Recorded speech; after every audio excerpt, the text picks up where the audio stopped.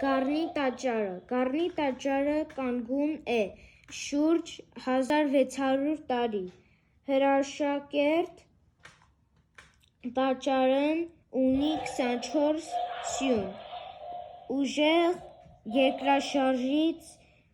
տաճարը ցնցվել է, նրա քարերի մի մասը լցվել է մոտակա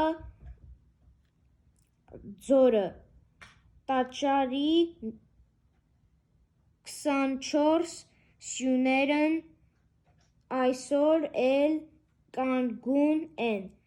նրանք խորհրդանշում են օրվա 24 ժամերը։ Տաճարը